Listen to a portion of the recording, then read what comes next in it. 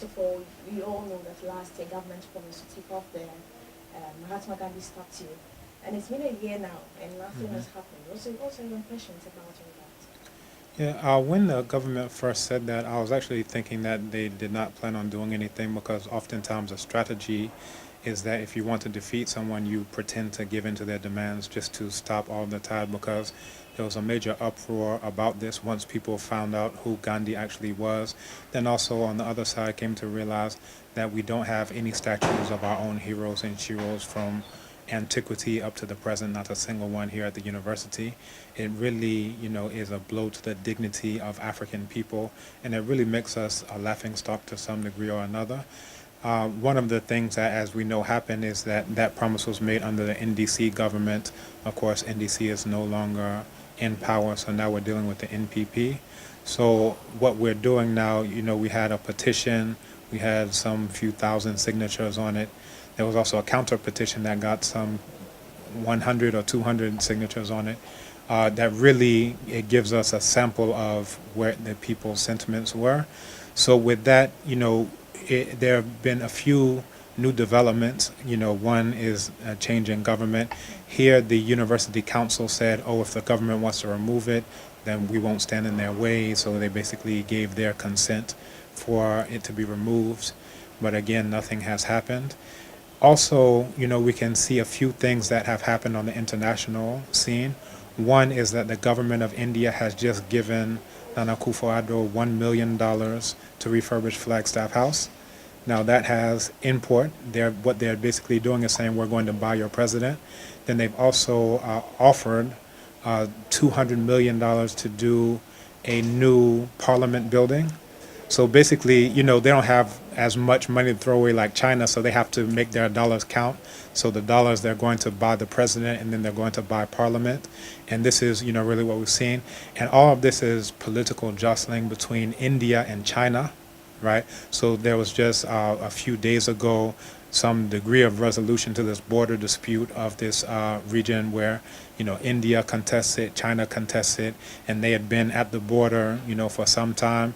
And then, China claimed victory. Oh, India backed down. India has their thing to say. But again, this is what they're doing, that we basically as Africans, they're not thinking about our dignity or our self-respect. Only we can do that. They're looking for who's going to, win in this international arena, India versus China. And we've actually seen this happen before, the U.S. versus Russia. So instead of us getting in the middle and being a pawn for either one, we had this non-aligned movement saying we don't face to the east or the west, we face forward. That's Kwame Nkrumah who said that.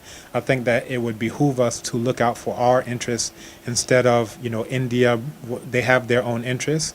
When they're coming in, when they're trying to buy off parliament and the president. Basically what they're saying, without saying it, is that we don't have politicians, we have prostitutions. Some mixture between prostitute and politician where they'll just buy you off, you bend over, they get done, and then they go on their merry way. Now, with China, we can also see things that they've done in terms of infrastructure, roads, so forth and so on. But for our question, we have to think, what are they planning on getting out of it? We've seen the Galamsey, saga. That's what they plan on getting out of it. And then once they buy off your politicians, no one is there to say anything or stick up for the average Ghanaian, because all of the people who you've elected have now had their pockets lined, with all of this cash that they're throwing around. So again, with the Galamsey, we can even look to China and think about why would they get all of this gold? What do they need the gold for? Most likely, and this is my own opinion on this, most likely we've seen several governments from Gaddafi to Saddam Hussein, they've tried to get rid of the US dollar as a currency so they could back with gold dinar, back their currency in gold. That's most likely why China's all throughout Africa, not just Ghana, but all throughout Africa, trying to get all this gold. But again, our question has to be, well, where do our interests as African people fit in? Now, coming back to the Gandhi statue, because this is the main thing, the Gandhi statue, people didn't know about Gandhi, and very few, at least in the upper echelons, were willing to admit that they didn't know anything about Gandhi. They didn't have to do any research. We're a research institution, so for them to bring the statue here is a slap in the face. And, I gave the analogy, there was a man, Colonel Reginald Dyer, and he was known for the Amritsar massacre, where they killed so many Indians just shouting to them. I said, imagine if the government of Ghana took a statue and then gave it to a university there. You understand? We would be saying, you know nothing of your history. This is one of your worst enemies, but we're going to put it there because, according to others, they said he was a great man. So let's just, say he was a great man, even though he wasn't great towards the Indians. You understand? The only difference between Colonel Dyer and Gandhi was opportunity, because when Gandhi was fighting on the side of the British in the Bambata Rebellion, he was begging the British, give me weapons, give us guns so that we can shoot down these Kafirs, 1 degree removed from an animal, half heathen savage. The British just didn't give him the guns. So the difference was Colonel Dyer, they gave him the guns and then he did it. Gandhi, he wanted the guns, and according to his own writings at the time, he agitated, give us the guns, give us training so that we can go out, and serve, because he said that he and the British, that they're all Indo-Aryans and that they're co-colonists against these savage Africans. Savage Kafirs was his preferred term. He rarely said African. But then there's a term that was disparaging for Indians, coolies. At the exact same time that he was calling all black people Kafirs, he was lamenting, why are they calling us coolies? Oh, they must stop it. Oh, there was... You understand? So this was the double standard that Gandhi always did. The other side of it is, something that really hits home, which is our lack of knowledge about our own heroes and sheroes. You understand? And, I teach Intro to African Studies, and it almost makes me cry when people don't even know that the very first map in the history of the world was made here in Africa. Much less have they heard the name Amin Nak, the one who made it, that the very first book in the history of the world was written here in Africa. Much less have they heard the name Ptahhotep, the one who wrote it. The very first medical text of any kind whatsoever on the entire planet Earth was right here in Africa, the Kahun Gynecological Papyrus. We can go on and on, much less we don't even hear these names. The very first female doctor in the history of the world, Pesachet, was right here in Africa. We can go on and on. So if we're looking at, statues to put up, we should have you should be able to barely even stand up because there are statues all around. This is how rich our history is. But unfortunately, we aren't taught that history. What we're taught is to idolize our colonial enemies. That's the reason why they set up these schools and these universities, missionary schools, just so that you would praise them and you would never revolt and, try to get your own authority. Because if you think you've never done anything and they've done everything, then you will never, fight for your own rights. Even when you have flag independence, this is what we've seen with the Gandhi statue. This is what we've seen with we're buying parliament, we're buying the president. You understand? Now, they have the option to say, you can make any contributions that you want, but it has to be a mutually beneficial relationship in the sense that we're not sacrificing our dignity just for a few dollars. Because when all the Mahindras, go, what do we have to show for it? Our children will be up there idolizing someone who called them beasts and animals. And then when they're looking for their own, heroes, and we could go to Kofi Annan, we don't have to go far. We can go to Thomas Mensah, who invented fiber optics, you understand? We don't even have to go to ancient history. We can go to, what's going on in very recent times. But what the message we're sending out with that is saying, no matter how hard you work African, no matter how hard you work Ghanaian, it's never going to be enough. We will never honor you. You're not worthy of it. Because when we are learning about things, we'll start off with Socrates. You understand? We'll start off with Hippocrates. Even though Hippocrates worshipped Imhotep, who was a black man, the very first multi-genius in the history of the world, he never called himself the father of medicine. You understand? But this is what is given to us. And for a reason, it's called miseducation, diseducation, then anti-education. Miseducation is telling you the wrong thing, like what happened in the Gandhi. Diseducation is not telling you anything about your own. And this is, the examples that I'm giving you here. I've gone throughout campus, I've asked them, have you heard of some of the most important human beings on the face of the entire planet Earth? They've never heard of them because they're not taught that, anything about Africa and African people. So as someone who's here in African studies, there's a quote from a noted scholar, Dr. Ranoko Rashidi. He says, what we do for ourselves depends on what we think of ourselves. What we think of ourselves depends on what we know of ourselves. And what we know of ourselves depends on what we have been told, just as a metaphor for what we've been exposed to. So if we look around and we see the corruption, if we look around and we see, people throwing things on the ground and all these things, we have to understand that there's a correlation between not loving yourself, not knowing anything about yourself. How will you do better? You understand? If you think you've never done anything, or that you were swinging on from trees when the Europeans came, then you just say, well, let me just get my money, go build my house, and who cares? You understand? But if you have some degree of self-esteem like other people in the world have, the Chinese at one point in time, they were at the bottom of everything. They called them the sick man of Asia. You understand? But because they were able to learn about their own history and realize, no, we have, all these great accomplishments. That's the reason why they strive to do what they're doing right now. So we have to ask ourselves, instead of running to go and speak Chinese, we have to ask ourselves, why can't we replicate that as a model? Why can't we learn about our own accomplishments and say, we refuse to be at the boot of Gandhi, who fought against the black people in Africa, and then fought against the black people, the Dalits, the black untouchables of India when he got back to India, disenfranchising them.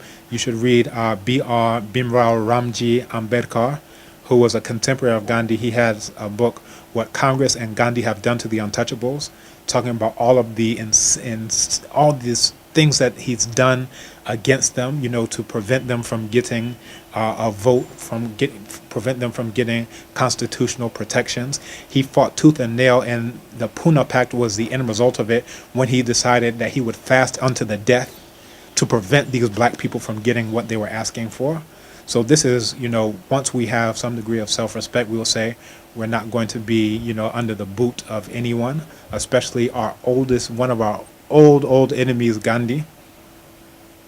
Do you think that, we would ever come to a time where African leaders, will change our perception, and then come to accept that for a very long time we've neglected our own, and it's time for us to open up?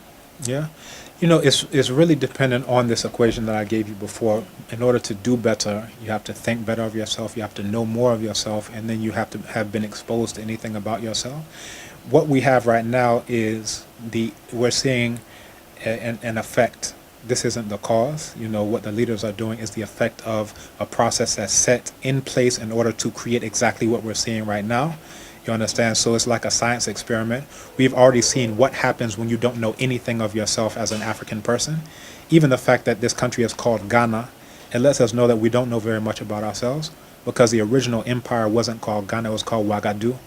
There was an Arab historian called Al-Khwarizmi who referred to it as Ghana because that was the name of the ruler. You understand? So when you're saying that's the country of the Magan, so you say Magan, Jata, Magan, so forth and so on, it would be like saying, oh, this is Trump's country. You understand?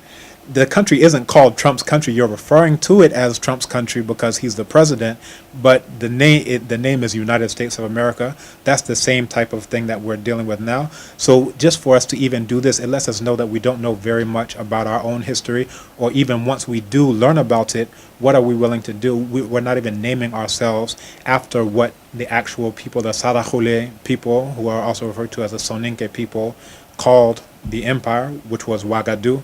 When we talk about Mali, that was also not the name that the indigenous people called it. It was called Nyani. But again, Arab historians, they said these are the Malinke people, so let's just call it Mali for short. You understand? But again, once we start to know better, then we can start to do better. So we have to have, and this is the whole reason why I'm here in African Studies teaching what I'm teaching, is because I've seen the end result of that science experiment. When we don't know anything, this is the end result, Doomsaw. The poor roads, whatever, we already know what that gets us. So now let's try a different science experiment. Now let's try actually learning about ourselves. Let's try self-knowledge. Now let's see what the end result of that is. We already know this one and we don't like it.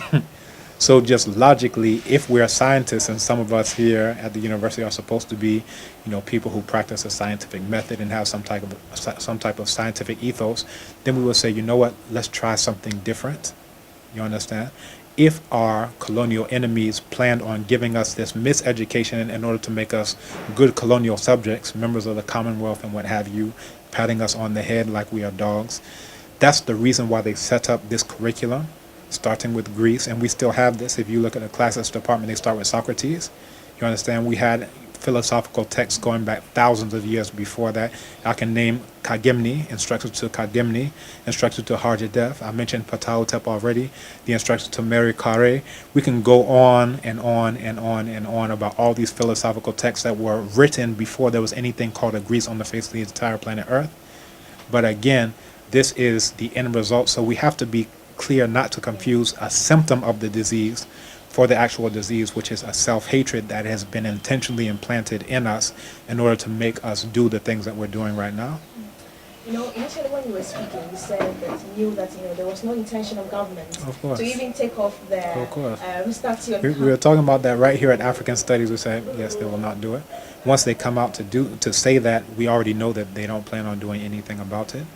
But of course, we're patient. Me, I'm 38 years old. All these people are older than me. So I have, the faith and the hope that some of these students who start to learn about themselves, that even if I'm in my 60s, they will say, you know what, all of the money has gone. The parliament money is dried up. The presidential Flagstaff House money has dried up. What about our dignity? Have we sold our dignity? There's a proverb that basically translates to, if you sell your glory, if you sell your own dignity and self-respect, then this is, the end of you. You understand? So how can you, keep this money forever and ever? Eventually it will dry up. So you will instead say, or at least some of those who are coming after the money has dried up, they will say, you know what? We have to do something different. You know what? Our dignity is worth much more than just a few pieces of paper and cotton mixed together. Would you and your co-petitioners Mm-hmm. ever would want to reiterate the need for government to take off this statue from campus? Yes, actually, recently I spoke to the Vice Chancellor about it. He says that, yes, they're in the process of, again, writing to the Ministry of Foreign Affairs for them to do what they said that they were going to do. So, again, for me, I'm very patient. I'm 38. All these people will go eventually, and then I'll be there with students who actually have learned something about themselves. So we're going through all of the legal channels. One of our co-petitioners is a lawyer who teaches law right here at the law faculty, or now School of Law.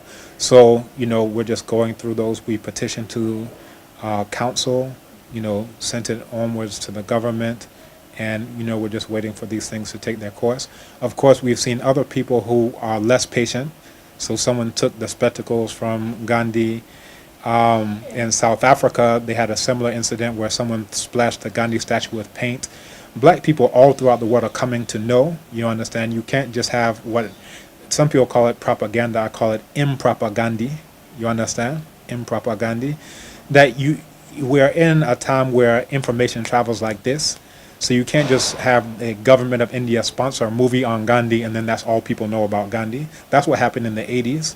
The majority of the financing for this propaganda movie was coming from the government of India, because this is what Desai and Vahed, they said that this is neo-colonialism dressed up as anti-imperialism. So they're saying, yes, Gandhi was fighting against imperialism. No. If you listen to the black people who are there in India, they said, and this is quoting Ambedkar, he says, our question is less of, is Gandhi fighting for independence, but for whose independence is Gandhi fighting? He's fighting for the upper caste, you understand, for the Brahmins, for the Kshatriyas, for the Vaishyas, not even the Sudras, much less all these Dalits, the black untouchables, the Dravidians who founded that civilization in the first place. So for the black people who are there, and for us as black people as well, our question needs to be, are we going to allow the neo-colonialism to come in? And it's coming in from all sectors. We're now seeing the U.S. coming in with KFC and Pizza Hut to bring more diseases, and then that's going to bring in pharmaceutical companies that are going to come when you get your heart attack and your triple bypass and your diabetes and so forth and so on. So all these things are tied, and once they do this, this is their foot in the door for all the other industries that will have to come as a natural end result of, this decision, this poor decision making. We're seeing it with the EU, we're seeing it with China, we mentioned before, India. So again, as black people, as African people, and we can also talk about the Arabs in North Africa who are, killing migrants in Libya, who are enslaving people in Morocco, so forth and so on. So as black people, as African people, it behooves us to first understand who we are and whose we are. Then we can start fighting for ourselves and protecting our interests. So, I'm not even mad at, China or US or whoever doing what they're doing. That's what they're supposed to do. They're looking out for their own interests. Now, for us as black people, our, deficiency is that they're looking out for their interests. Then we're also looking out for their interests. So at what point in time do we have anyone to look out for our own interests? You know, when you get onto the airplane, they say that in the event of an emergency, the mask will drop down. Put it on yourself first before you put it on anyone else. What we end up doing is we take the mask and we put it on everyone. Everybody else is breathing fine. We're having the asthma attack, and then we're putting it on everyone. Oh, Palestine. I think we have to take that. Yeah. And I can take it back from that point.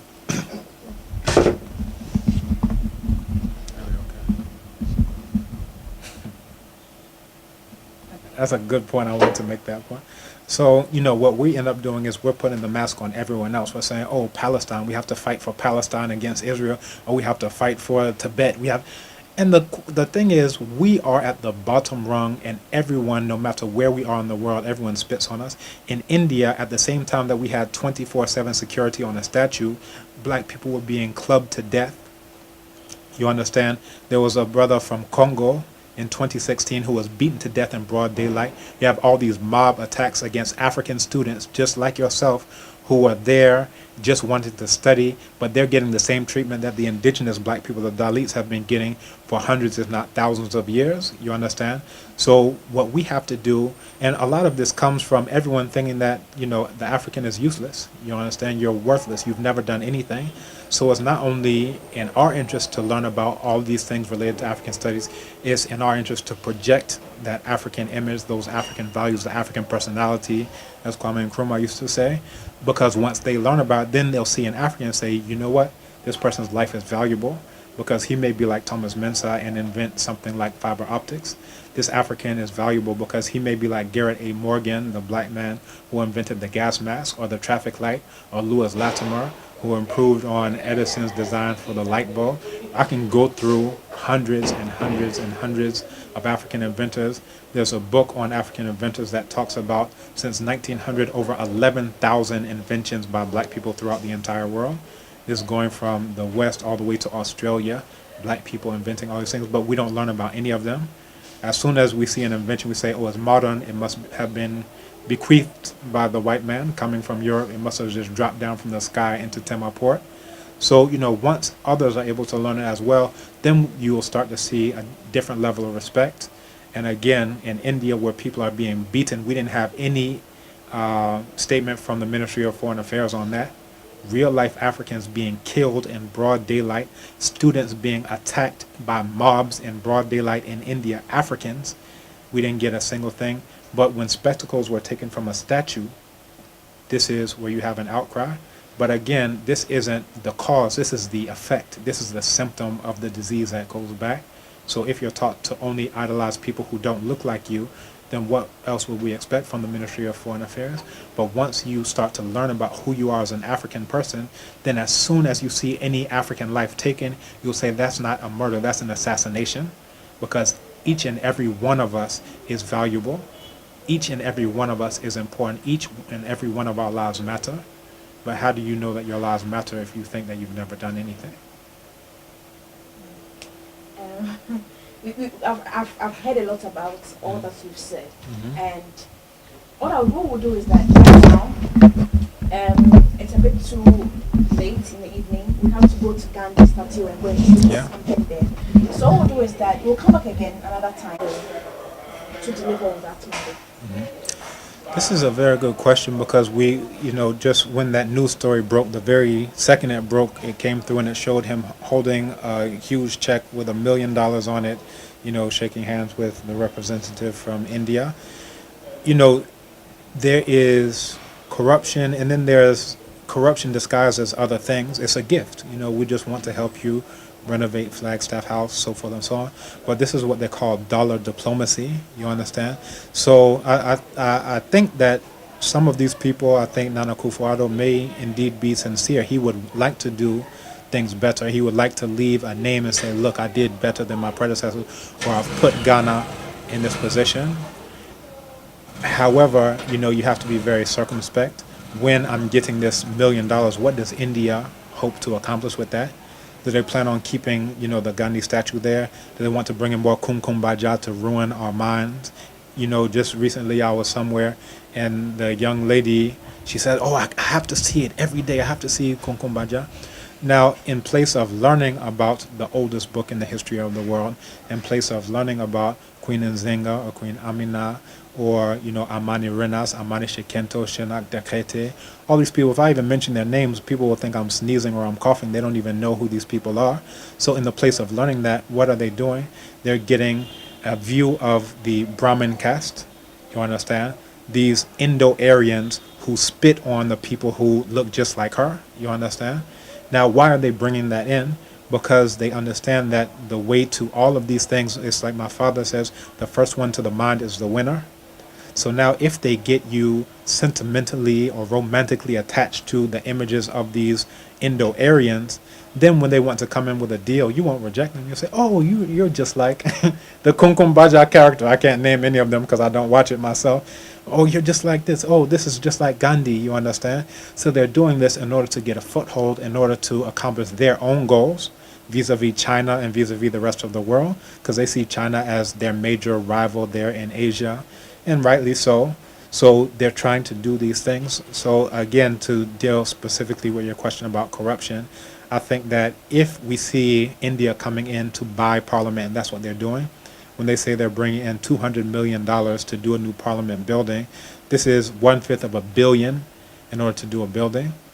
Now they're doing that, again, they're spot checking. They can't throw their weight around like China, who can just throw billions and billions and billions everywhere. So they have to be, very selective. So they're not going to build a school. They say, we're going to buy this for Parliament. So now when we want to get something through Parliament, who's going to stand in our way?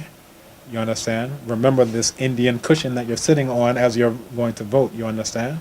The same thing we could see China with the AU. They built that AU building because they're attacking the leaders. So India is just dealing with it on the nation level, but China is dealing with it on the continent level. If we built your building for you, now will you go against us when we say that we want to take all of your gold and all of your platinum and not compensate for you and destroy your water bodies so that your children's children will have nothing to drink and will have to import it from us? Perhaps a Chinese bottling brand will come in order to save us from our thirst when Ghana becomes a desert, because there are no more rivers here anymore. You understand? So we have to think about, do we want to be politicians or do we want to be prostitutions? Do we want to sell out to whoever is bringing a cash, bringing in a check? Or do we want to do right? Because ultimately we have to answer to our children and our children's children. We have to answer to our ancestors. We have to answer to those people on this land, and not China or India or the US or the UK or France or any of these colonial or neo-colonial enemies that we have as black African people. Thank you very much.